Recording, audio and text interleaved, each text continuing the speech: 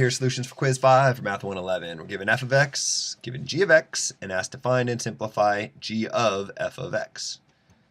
So the way you do that is you say, all right, I know g of x, that's given to me in the problem, but I don't want g of x, I want g of f of x. So I want g of this 3 over x thing, because that's what f of x is.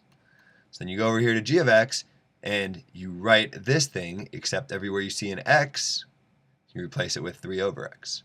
So what I'm saying is we will have 3 minus 3 over x divided by 2 plus 3 over x. And this is what g of f of x is equal to. However, it does say simplify. So let's get a common denominator in the top by multiplying that 3 over 1 by x over x. And get a common denominator in the bottom by, think about this as 2 over 1 and multiply it by x over x. So now that we have common denominators, I can say up top I got 3x minus 3 over x. And on the bottom I got 2x plus 3 over x. And I can divide rational expressions. It's just like dividing fractions, which is a lot like multiplying fractions, except you multiply by the reciprocal of the denominator. In other words, flip this thing upside down. These x's cancel, and what I get for my final answer is 3x minus 3 over 2x plus 3. Bam. Find and simplify g of f of x, done. Express the domain of g of f of x in interval notation. Okay, to do that, we first have to look at the domain of f of x. So, I don't know, maybe for f of x, I got to make sure I don't divide by 0. So I need 3 over, well, I don't even know how to write this. How about this? For f of x, I need x cannot be equal to 0. Because if x is equal to 0, I divide by 0 here.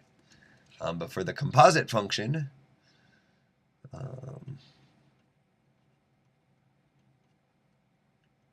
got to make sure this denominator is not 0. I got to make sure 2x plus 3 does not equal 0. Not 2 plus x, 2x plus 3, the composite function. So solve this. Subtract 3 from both sides of the equation. Divide both sides by 2. And what we get is that x can't be 0 and x can't be negative 3/2. It's a funny looking number line. You don't have to draw a number line, but for me it's easier to write it in interval notation. If I draw a number line, I don't want this number, but I want everything less than it. I want everything in between these two, and I want everything greater than this guy. In other words, I want everything from negative infinity all the way up to negative 3/2, but I don't want to include negative 3/2. That's this first interval.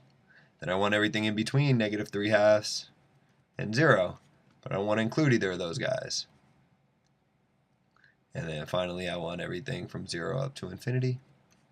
So this right here is the domain of g of f of x in interval notation.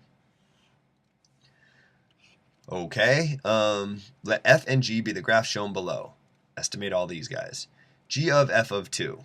Okay, the way I would do that is I would say f of 2, let's see, here's 0, 1, 2. The height of the pink graph, f, when x equals 2 is 1, 2, 3, 4.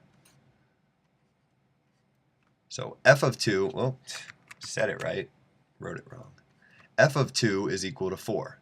It's because of this right here. F of 2 equals 4.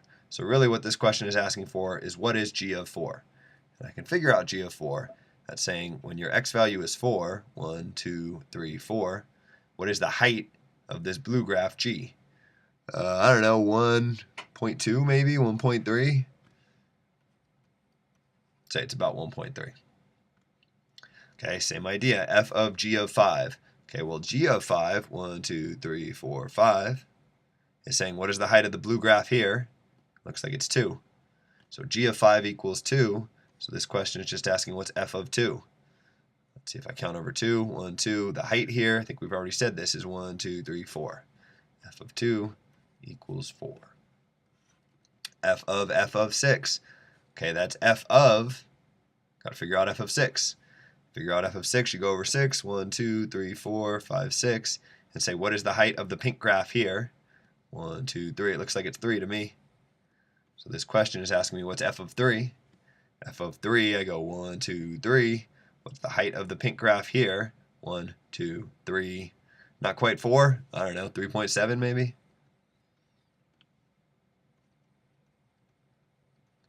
On this one, and this one, and the next one. Anywhere close is good. I'm not picky. All right, and this last one, which I just changed because I can do that, I want to figure out g of f of g of 0.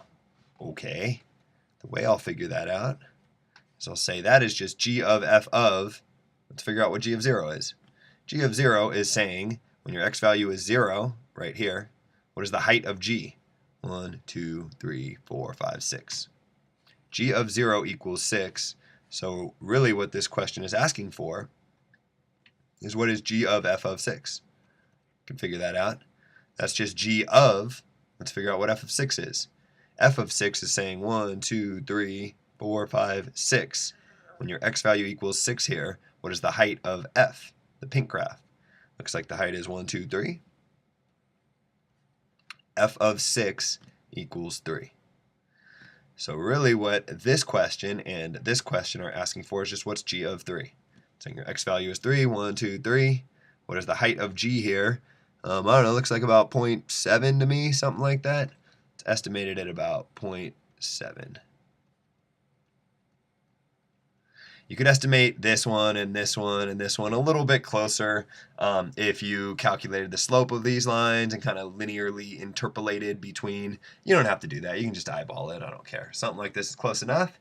That is the end of this quiz.